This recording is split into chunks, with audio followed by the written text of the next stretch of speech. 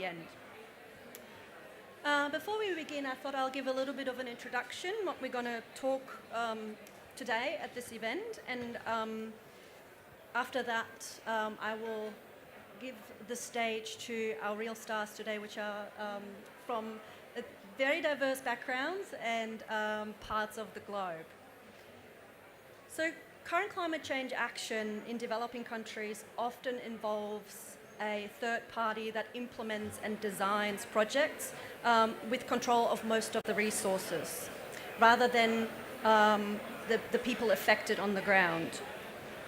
But this practice, as you might know, has been increasingly criticised as projects, particularly in adaptation, are highly context-specific. Therefore, locally led approaches or locally led projects are increasingly called for, where national governments and communities co-create projects and autonomously manage financial resources. This practice creates more effective, sustainable outcomes for communities through a sense of ownership and agency. Locally led approaches make use of extensive consultation, are country sensitive, inclusive of all actors, and develop for the long term, avoiding ill-designed projects that do not work in the context they are implemented in. However, they often require more resources and what is often referred to as patient and predictable finance that is provided long-term and also has the opportunity or the option to be spent flexibly. However, locally led approaches are still poorly understood and with current systems are very challenging to implement. While we still have a long way to go, the importance of locally led approaches has been recognised and change is on the horizon. For example, the design of the Fund for Responding to Loss and Damage is looking more promising as the preliminary design has the needs of developing countries at its centre. Also, the Pacific Resilience Facility that we will talk about today embraces ownership and country-led initiatives, and the Nusantara Fund in Indonesia develops community projects for and with Indigenous peoples. With today's event, we want to provide a platform for sharing experiences, concrete examples, and case studies of locally led approaches from across the Indo-Pacific region, as well as the change in practice that is underway amongst implementers. Now, let me introduce the stars of today's event, our panelists. We have Anaa Hassan. She's a climate change researcher at the International Institute for Environment and Development and has experience in climate change adaptation, finance, policy and sustainable development, with a particular focus on small island developing states.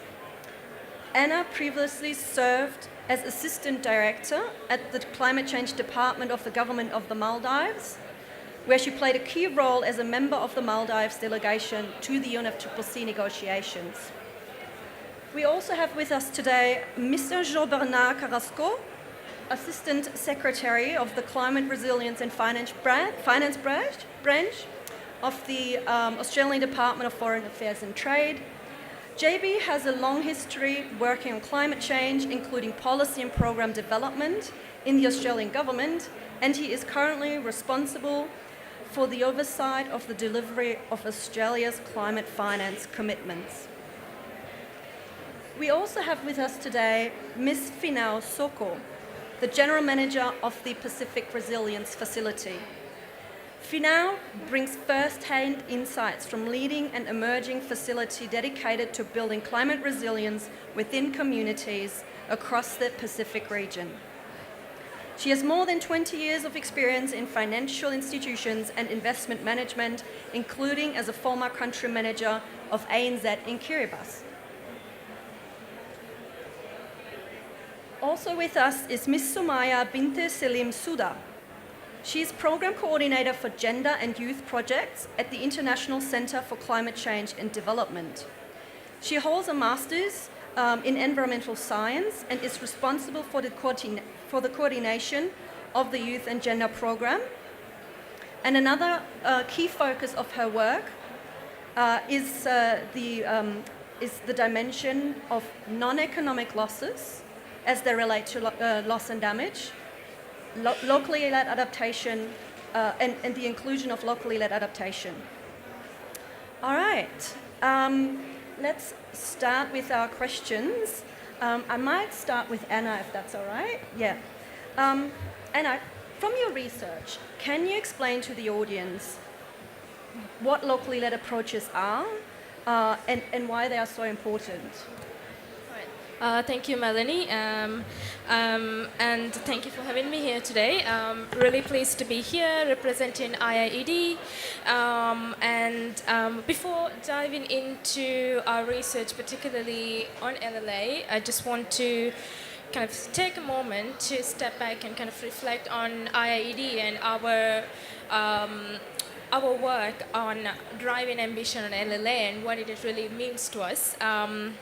As many of you know, IIED has been a pioneer in driving alongside partners such as IIED in pioneering the 8 LLA principles, the principles that emphasizes the importance of localized decision-making, equity, accessible financing, capacity building, collaborative investments, just to name a few. So these principles are really the cornerstone of our work, and our research is very much into understanding what LLA looks like on the ground. But just to kind of give a bit more context into what LLA really means to us. So for us, LLA is about placing the local part of adaptation efforts. It's about recognizing that local knowledge, local context, as you said, and local expertise are crucial drivers of transformative change. However, LLA is not just about bringing communities into participating in incremental decision making. It's so much deeper and more integrated than that. At its core, LLA is about what we call integrated subsidiarity, ensuring that decisions are made at the lowest, most effective level of governance, and which is again specific to each of the context that we are really talking about. It's context dependent. This means that climate solutions must really be implemented across all levels of governance. Vertically connected systems where co-governance arrangements give local actors more autonomy, more agency to be able to determine their needs and what their priorities are. It's about balancing the power dynamics to empower communities while without undermining their agency and their autonomy. And that is the very cornerstone of the research that we do at our organization. Yeah, I could talk a little bit about the specific LLA related research that we have been doing. Also, I wanted to reflect a bit on some of the examples that we've looked in this Indo-Pacific region specifically. Yeah. So personally, my work at IIED focuses on LLA, but through the lens of finance. So I'm going to bring in that kind of aspect, and it's also focused on LDCs and SIDS as the most climate vulnerable countries. And also, since I am from the Maldives, it's a topic that is really dear to my heart. And so, as you know, for SIDS, particularly even in the Pacific or not, for SIDS, when it comes to financing, it's not just about the quantity, it's a lot more to do with the quality of the finance that gets delivered and that is accessible to us. And that is, I guess, where LLA really comes in. Just last month, we published a report that looked into best practices in accessing and delivering adaptation finance to support SIDS and LDCs. We dived deep into 7 in-depth case studies, some of which came from the Pacific region as well, Vanuatu, for example, and also I'll talk a little bit about these. So from these case studies, we identified good practice design features on adaptation finance, many of which aligns with the principles of LLA. For example, programmatic approaches to financing through country-owned platforms. That is really important to ensuring that the finance delivered is long-term, context-dependent, and also predictable. Also, a lot around the importance of leveraging existing national delivery mechanisms, such as social protection mechanisms, to deliver finance for local action and to the local level. streamlining processes to make it easier for governments and subnational actors to actually be able to access the finance that is delivered at the national level. And these are just some of the examples of these features that has come out of our analysis of the case studies. One example that is very relevant to the region is that we looked into was the New Zealand's country flexible financing approach, which is currently being tested in 5 Pacific SIDS: Samoa, Fiji, Cook Islands, Tonga, and Vanuatu. And what's different about this is that it's a departure away from the traditional project-based funding where New Zealand delivers financing directly in a more flexible manner to countries through their existing mechanisms. For example, in Tonga, it is the finance is delivered through their Tonga Climate Trust Fund. So in a way, these kind of approaches gives autonomy for these countries to allocate finance according to their determined priorities and needs, such as their NDCs, NEPs, and it allows more flexibility and the predictability in finance, with more potential for it to be delivered in ways that it fits the local context and needs. Another example that we looked in the Pacific region was a rather different but an innovative example of the Vanuatu's blockchain-based disaster recovery initiative. So this was a rather unique and different case study that we looked into, which used blockchain technology to deliver cash vouchers in the form of tap and pay cards directly to the hands of the most disaster-affected communities in Vanuatu. But to note that this was only piloted, not actually after a disaster, but with a community that has a recent memory of a disaster. So the outcomes could be different, but this was an interesting case study that we looked into. And what was different about this program was that unlike the traditional aid, which often disrupts local markets by flooding them with imported goods, this program, by providing money directly to the hands of those that are the most affected, it allowed the recipients to be able to determine where that money goes and it goes directly in ways that it fits the needs of those specific communities and the people. So in a way, it gives the local communities greater autonomy, again, to determine their needs. But at the same time, it also empowered the local economies because then they were able to purchase the goods from the local vendors within those communities rather than being dependent on aid that comes from overseas. And to also note that this initiative was focused on vulnerable groups, with 81% of the participants that were chosen to be piloted were female participants as well.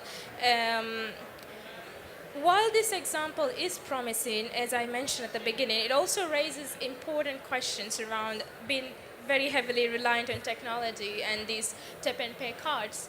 This might not be suitable for all communities, especially those with very remote communities who doesn't have that kind of infrastructure to support them.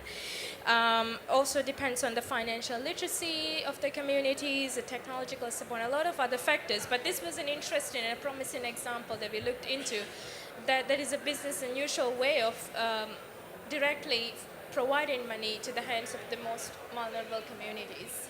Yeah. Yeah. Should I stop there now, or do I have a little bit more? Right.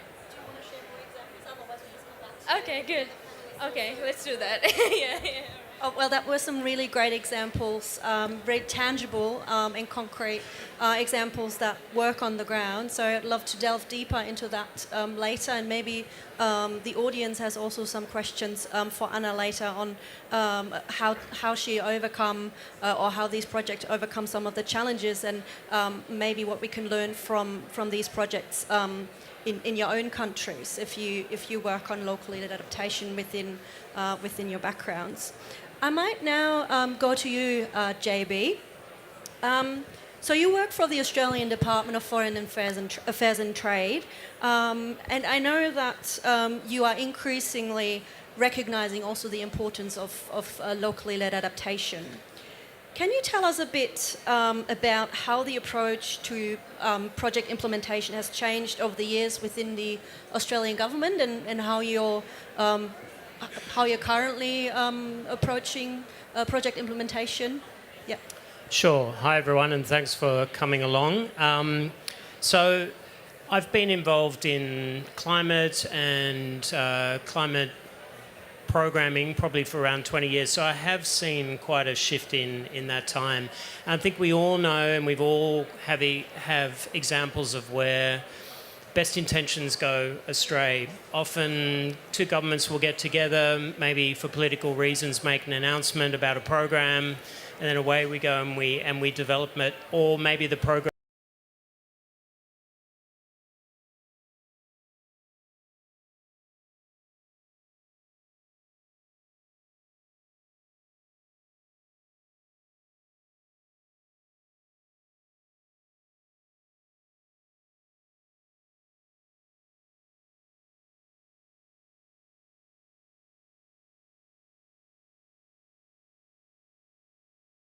in the Pacific, but also in Southeast Asia, to really kind of look for ways to start at the community bottom up to work our programs.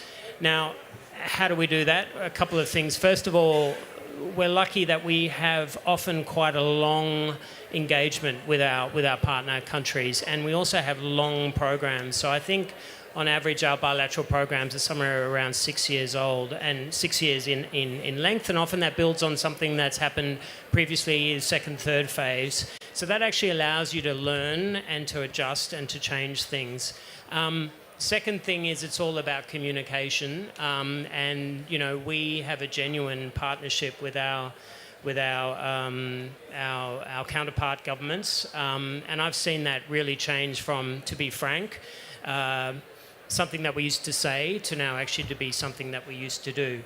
Now that's fine. We can get together with a partner government at the national level and we can agree what we're going to do. But of course, what we're talking about here is how do you actually make that relevant down at the local level as well. So we have something called partnership agreements, and for the first time about 2 years ago, we actually committed to not only consult with the usual people we talk to, governments, stakeholders, you know, national stakeholders, but to actually have community level consultation about what communities want and what they want to do. And as I think we said at the start, that takes time and effort, and people get frustrated because, you know, we need to spend the money, but we know that unless we do that, we're not actually going to have the development outcomes that we're looking for. The third thing is actually who are the partners that we work with. I think a lot of the international development community is driven by, and it's important, by large contractors who can have reach and have capabilities, but how is that going to actually not only get to the local level but build the capacity and be informed by the local knowledge and local perspectives. So more and more of our programs are actually being built in a way that actually mandates local procurement, local contracting, local staff, etc. Now, you know, we have to factor in that that's not always available in all circumstances, or it might be limited, and we don't want to pull those very important people away from doing other important work, including working for governments, but in communities as well. But that is very much something that we're striving to do over time. And, you know, we're starting to see good results. And then the final point I'll make here is that we also are working very much to support local-led initiatives. And I think one good example, which I know we're going to talk about here, is the PRF. There are many climate funds, we all know. There are many global climate funds. We are members of a number of them, starting for many, many years from the GEF, the GCF, other three-lettered acronymed funds as well. But the newest kid on the block is the PRF, and the reason why we're so excited about that is because it actually is, firstly, Pacific-led and designed, and secondly, it's all about getting funding down to the communities in a way that's actually is going to work for the Pacific. So, you know, that's something that we've been supporting in, you know, as a member of the PIF, but we're very, very pleased to see it starting to actually sort of come to fruition. That's something we'll keep talking about. And then the real challenge is going to be how that, as a Pacific institution, actually does what we're talking about here today, which is to get the funding to the local communities. But the way it's structured, I think, it gives it a good opportunity, a good chance to do that. Thanks. Excellent. Thank you so much. It's really great to see that the DFAT, as we call you, is not considering this just a tick box exercise anymore. What I think used to be the case in the past, looking into more genuine consultation and inclusion of the community and the country. So I'm very pleased to see that. Now that actually was a really nice segue into the Pacific Resilience Facility, and I'm very pleased to have the General Manager here today, Finau Soqo, who will give us a little bit of a rundown why this is such an innovative approach, or such an innovative facility on delivering climate change projects that are community-led on the ground. So, Finau, can you just tell us a little bit more about the PRF and tell the audience a little bit more of how it operates, or is hopefully going to operate in the near future, and how you envisage locally led projects being implemented through the PRF? Thank you very much, Melanie. And just at the outset, it's a pleasure to meet Jean-Bernard in person. And just to acknowledge Australia's contribution to the PRF has been catalytic. So the Pacific Resilience Facility is really an initiative that was birthed from Pacific leaders about 7 years ago. And the vision was, how do we find or create a sustainable source of financing for community resilience? It was initially born out of a frustration, and still an ongoing frustration, with the global climate funds.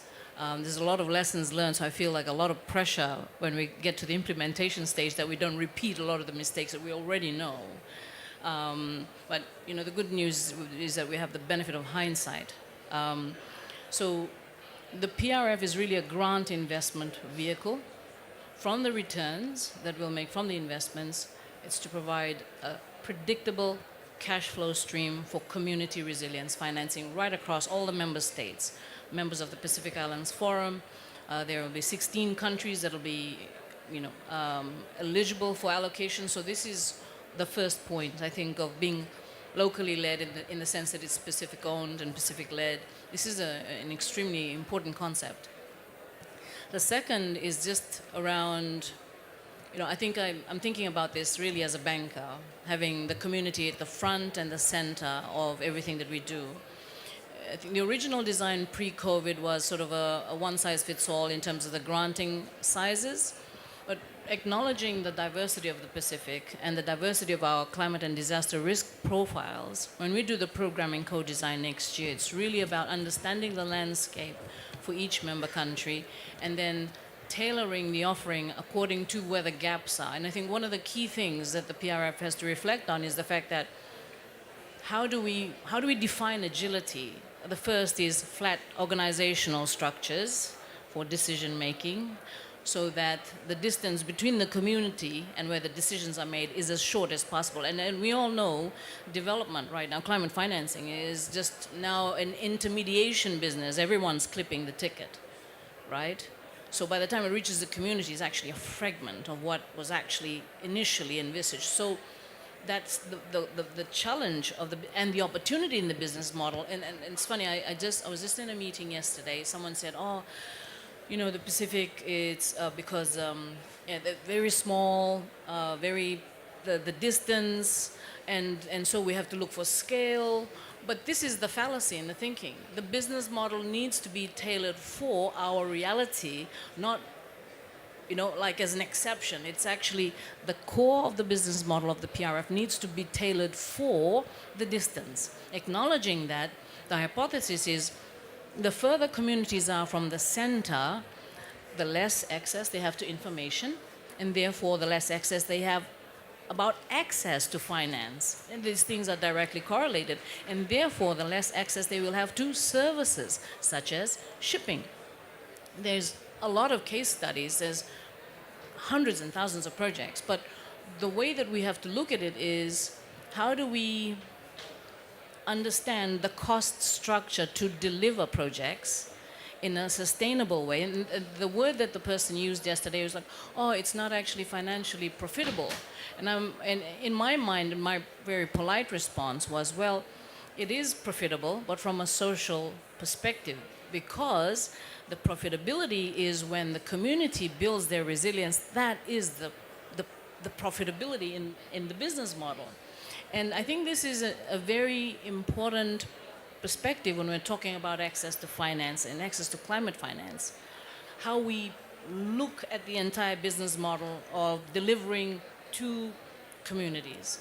And the PRF will, hopefully next year in the co-designing process be able to really listen to the communities very carefully and understand where the gaps are and be able to respond to those gaps in a way that it's agile.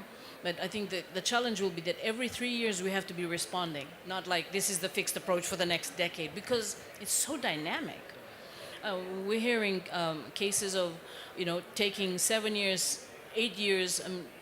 The PRF will have a much shorter hibernation period because it's very small scale projects. The key will be how do we operate that at scale from a strategic perspective to make sure that we partner with the right implementation partners, that we are adding value to our members and to the communities, that we're not duplicating. This is a big test, that we're not duplicating what other people are doing. And so I think that'll be the frontier of what we're going to do, because one of the key things in the redesign for the PRF was that we designed for the future. Climate adaptation, disaster preparedness, disaster recovery, and also nature-based solutions and loss and damage. And the premise is that the same communities that are inundated coastally are also going to be the most vulnerable, having irrecoverable losses to their way of life and their identity, etc., etc. So I think it's an idea whose time has come. We have amazing political will from our leaders. We thank our partners for the support. We thank the government of Australia, Saudi Arabia, China, United Kingdom, the United States. The government of Nauru has also pledged that as a member of the Pacific Island Forum. This is an amazing milestone that the members are believing in what we're trying to do, because it's going to be a club of only 18 countries.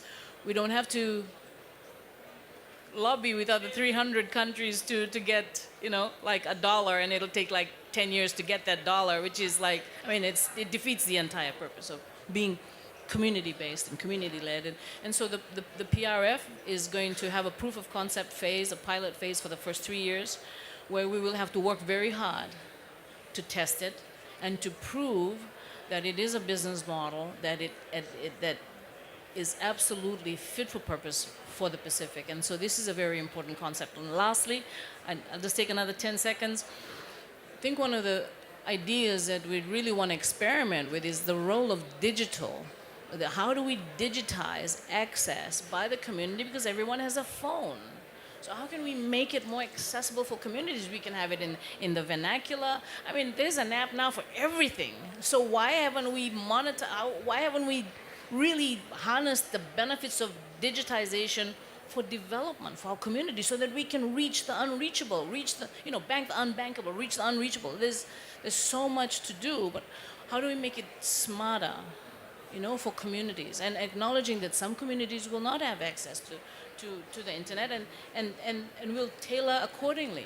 But we have to accept the fact that it is an expensive, business model, doing community work, and we have to do it properly.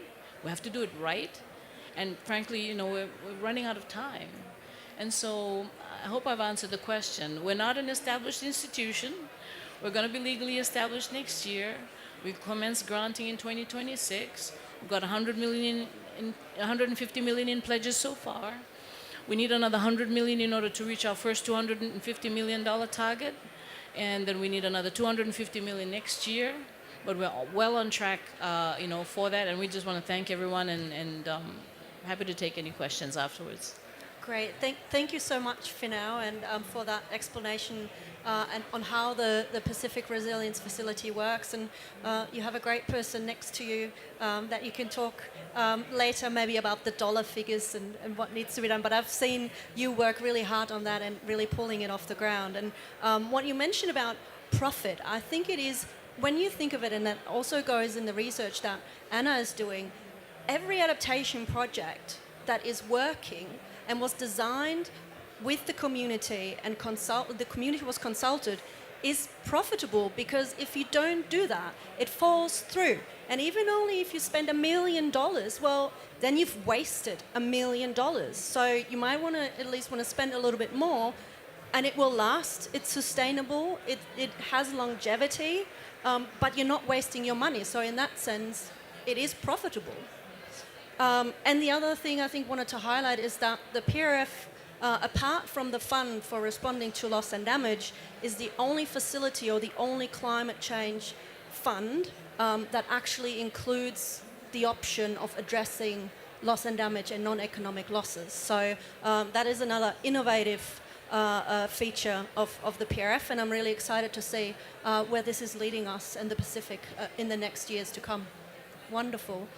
All right, so if you have questions, you can grill Finau later, but now I'd like to turn to Sumaya.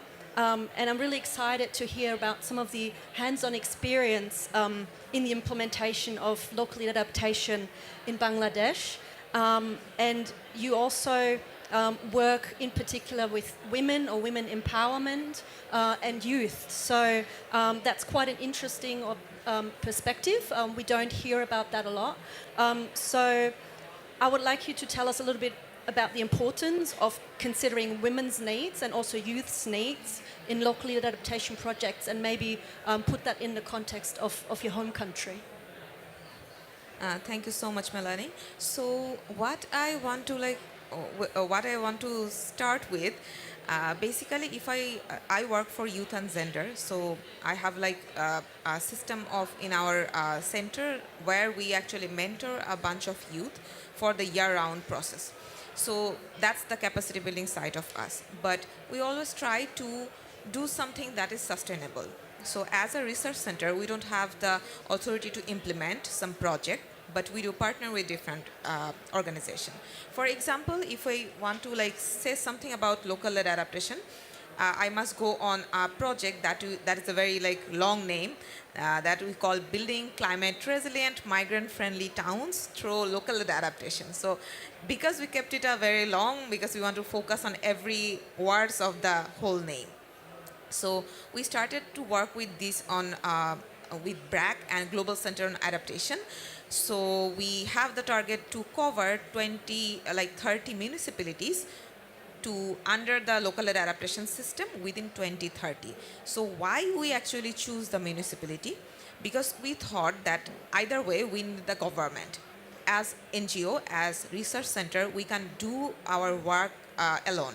So why don't we partner with some government organization? And considering the hierarchy, considering the system in our country or any Asian countries, I guess, South Asian countries, it's always similar. So we started working with the municipality as the as an entity who can work as the government, as also they have the independent authority too.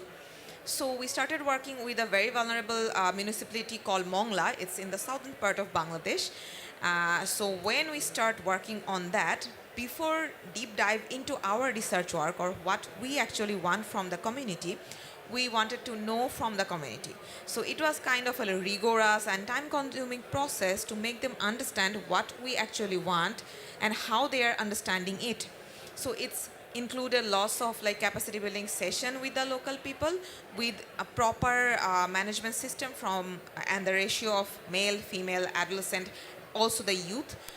So we try to make them understand what local adaptation is, what we want to do with the municipality, how they are the part of the main program, and how we are dependent on them, not they are dependent on us.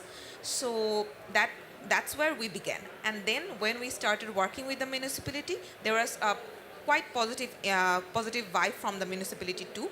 We have like made the committee where the municipality head was the main person, and then he wanted to like gather all of the community people, and where we wanted to focus mostly on the women, because the place where Mongla, it's one of the climate vulnerable area, but it's very like economically it's important for Bangladesh too. It has the economic processing zone, it has nearby the Sundarbans, and also different kinds of different rivers also goes around it. So when they started working on, sometimes for the seasonal migration and also for disastrous reason relating to the agriculture, the men normally goes for the seasonal migration for different types of works, different type of livelihood opportunities, and then the whole burden of maintaining the family as well as in some cases the economic management all lies on the woman of the families. So that's where we started working with the woman at first, and then try to engage the men into the conversation. And when we tried to make the plan from their side, we didn't actually volunteer, they volunteer for us. So they made the plan, they come to us, and they told us that this is our plan and you can now work on this. This was totally voluntary, and in most of the cases, the women and youth, they were the most interested person in this development of the plans. So we had that local climate adaptation plan, we had that world level climate adaptation plan, and then we went to the town level climate adaptation plan. And all of the things were like validated by the women and the youth at first, and then it comes to the men. So this is one of the example where we like tried to working on, and we are very hopeful about that, because our project is still running, and we have like we wanted to cover this type of consultation based adaptation program in different parts of our country, different vulnerable municipalities of our country. So we are targeting 30. We are now working in 4 municipalities, and it is running. It is a running thing. And after the consultation, as you know, for the financial mechanism system, we can't actually get them some fund directly in hand, but we channeled it from the municipality, through the municipality, and they were very like interested on the implementation. And also, as they hold the power to select which project, which infrastructure they want. So they were very happy about it, and it goes like a very positive example from that municipality to the other municipalities also where we are working now. So that is one of the positive example and story I want to share with. But there are some like opposite things also. There are some like very disastrous event and disastrous situation for the local level people. For example, if I specifically share a story from a ground level person, so we worked in some coastal region called Borishal and Potuakhali, and they are very vulnerable on the river erosion as well as cyclone prone, also salinity prone. So one of the person whose name is Shorifa, she actually lost her land and also the livelihood opportunities, farming land, and then they tried to move to the secondary city. And then after the secondary, when they arrived in the secondary city, they were trying to coping with the other practices where it comes to the like, they have faced already the loss and damage, and they have like avoided and also like not into the indigenous knowledge what they practiced in agriculture in their home ground. They are now like either doing the business or rickshaw pulling or something like that. Suddenly, when they felt that the social cohesion and the religion and also the social protection, these are not similar what they have in their home ground, then they tried to go back to their home country, land again. They tried to bought some land, and they started to working on the livelihood practice again.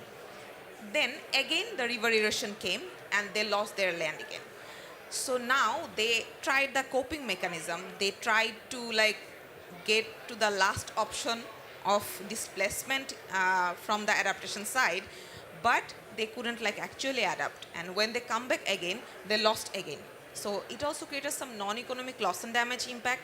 They lost their ancestral house, they lost their livelihood practices, indigenous knowledge, as well as they have the mental pressure. So this is kind of the both of the sides of the coin. So we have so many good practices, for example, as well as we have so many stories that will like bother all of you, all of us actually. Thank you. Thank you so much for sharing these interesting examples, and I feel like that we can really learn a lot about the inclusion of the most vulnerable people from your work, especially women's empowerment and also including youth, because I feel like that sometimes we forget that we don't just need to, so you're putting them first in your project. So it's not just about creating an equal, like being equal, but it's about equity. So sometimes we need to provide more to the most vulnerable in order to lift them up to the same level as usually males. I don't want to be too discriminative or too simple about this, but I guess in those cases it is true. So yeah, thank you really very much for sharing those experiences, and hopefully some of you might be interested to hear a little bit more about it, and maybe you could even talk to JB and say how we could implement that in DFAT's project a little bit more as well. So we do have time for some Q&A, and I would like to just give the floor to the audience. If there is anyone, please raise your hands. Don't be shy. Wonderful. There's someone at the back. Hi everyone, thanks for that great discussion panel. Melissa Tipping from UNCDF. So we're a hybrid development institution and development finance institution with the UN. And we have the ability to offer a range of financial products, including performance-based grants. And we've got a specific mandate to support SIDS and LDC, so this is of particular interest for us. We're a really big proponent of locally led adaptation. And in fact, we're co-hosting the LLA Share Hub with IIED just across the aisle there. Now, one of the challenges in delivering locally led adaptation is scaling. So consistent with Sumaya's comments, we also see that local governments and local municipalities can be a missing link in delivering climate finance. So we do have a program with DFAT support as well, delivering climate finance to local communities through local governments with these performance-based grants. So Anna, I guess it's just a question for you of whether something that you looked at in your research was anything around sort of the challenge of scaling some of these locally led approaches. And if you have any insights to share on whether anyone's cracked that one yet. All right, thank you. Yeah, thank you so much for the question. I think it was directed at Sumaya, was that correct? Or any of the panels? Yeah, Anna, do you want to start? Yeah. Yeah, thank you for that question. Yeah, that is actually something that came up in the recent research that I mentioned, looking into kind of the good practices in accessing and delivering adaptation finance in SIDS and LDCs, and particularly reflecting on the example of New Zealand, for example, and how they're, but this is more on the programmatic approaches to financing, I believe, but it's about the kind of challenges that they face. When it comes to kind of delivering finance to the local level, I guess the biggest kind of challenge, especially from a donor perspective, is about whether those communities or the local actors do have the capacity to actually be able to utilize the funds that are delivered to them effectively. And then obviously that comes with a lot of donor requirements that requires them to be able to, monitor the funds, be able to report on those, and that is a risk for the donors, but that is also a big challenge for the local actors themselves. So reflecting back to the way that New Zealand does it is that they also provide capacity, they provide human resources and capacity support alongside those programs to the communities, the local actors, to be able to kind of build that capacity that is lacking, and be able to to kind of ensure that they're able to utilize these funds effectively. And I believe that has been a key ask from the conversations that we've had with the SIDS LDCs as well.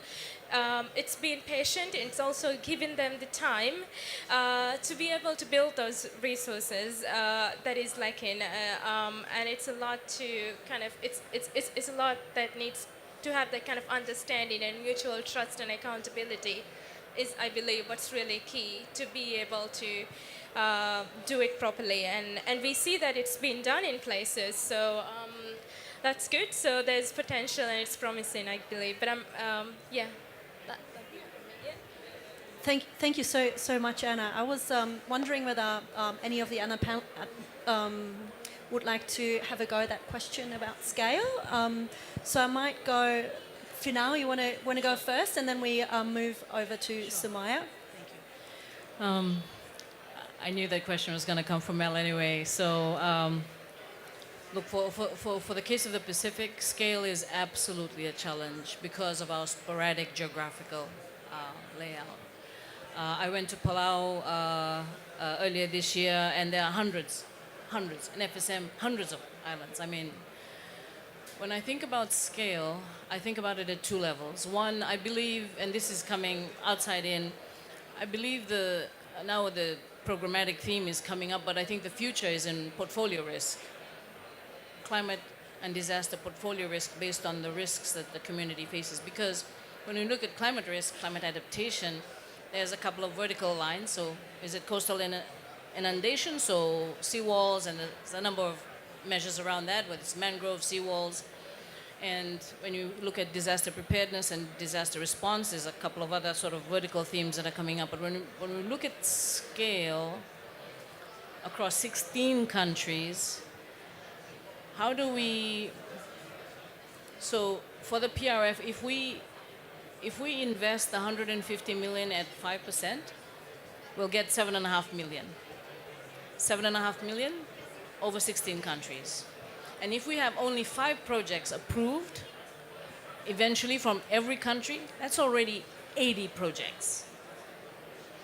And so what those 5 projects are will be important.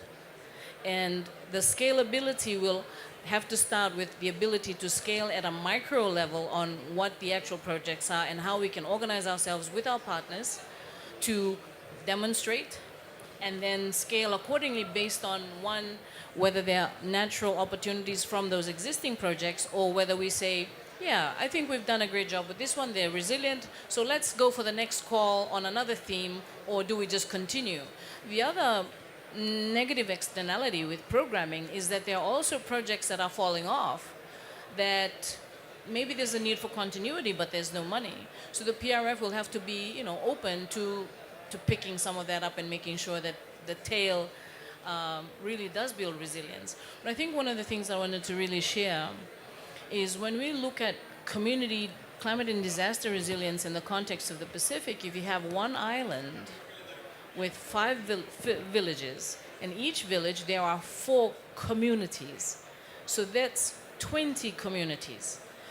In that ecosystem at a microcosm level, there are multiple donors, multiple development partners doing different types of work.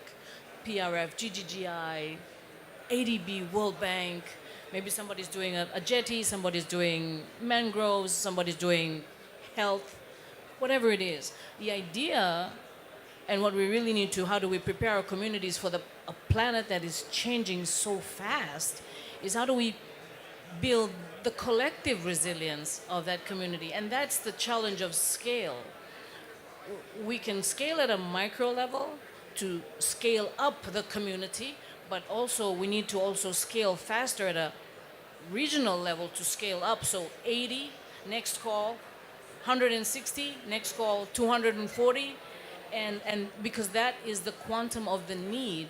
But I think someone had said it, it's about quality as well as quantity, and we need systems for that. And subnational municipality systems are where we can there really needs to be a lot of work, because that is the interface between government and the community at subnational level. That's important so that we can also prevent maladaptation, making sure that the projects that we're implementing, we're trying to meet the objectives of scale, but not doing it too fast where there are actually unintended consequences that other people have to pick up. And I think this is a really delicate balancing act, and it's important for us to be all thoughtful and all collaborative to understand how we're scaling together, if you like, scaling together, not just PRF is scaling. Everyone has to scale together with the community. Yeah. Thank you. Thank you so much, Finau. It reminds me a little bit of what Mia Motley says about we need to increase in scale and increase in speed to really meet the challenges of climate change and building resilience and adaptation. So Maya, it would be great to also hear your perspectives on scale and what are the challenges and maybe whether you've cracked it, like the person in the audience said. Echoing with my colleagues, yeah, it's a very good practice to start with the municipalities because as they are the bridge between the local people as well as implementing body and the central government. But the thing is, we have tried capacitating them to handle the funds from quite a long ago. So we started with that. They were very interested, but we thought, why don't we put some youth and gender aspect on that and start with the youth-led and woman-led initiative at first. So we tried also to synergy with the municipality and youth-led and woman-led organization who are local. So they are working with the municipalities too, and we are trying to capacitate them, the youth-led and woman-led organization, to make them validated for the aspect of documentation as well as the application for the fund. So we are working on that ground too, and also we are liaising with the central government as well as the local government. But specifically for the Bangladesh, it's not very easy system from the government side. We have 3 entities parallel in the sub-district level. One is municipality, one is sub-district level administration, and one is sub-district level elected body. So we also have to have that synergy among these bodies too. So that's where we have to work hard, because about the hierarchy, about the political situation in the southern, South Asian countries. So it's where we found it very hard. But when we start working on, we found some of the interested soul, they actually help us in this regard. So I would definitely want to share my gratitude for that too, because they are more understanding, and and we need the understanding people in the system for addressing the whole loss and damage approaches, whether we work with the local approaches or with the working with the local communities. So yeah, thank you. Thank you so much. JB, I want to also give you the opportunity maybe to speak to that, or sorry? Yeah, we can also do that. I think there is a question there over the gentleman at the back, and then we come to you as well. Oh. Thanks, guys, for a great panel. It's Nishad from UNICEF. I guess my question, and you touched upon this, Samaya, just then, goes to the idea of how we define the local and some of the more marginalized voices within that. So I guess particularly for the financiers and the government representatives, how do you kind of encounter and address inclusion when you are kind of seeking to strengthen locally led approaches in your programs and money? Sumaya, do you want to have a? Who would you like? Yes, yeah, go. Thanks for the question. I think you've got to be very deliberate about it, and you have to state up front that that's what you're going to do. I talked a little bit about how in our approach we've actually mandated a locally led approach. We've also mandated climate programming. We've got targets for that. We've also mandated inclusion, whether it be gender, disability, and we also have which we're very proud about, Indigenous knowledge informing our own local Indigenous knowledge informing our foreign policy, but also our development policy.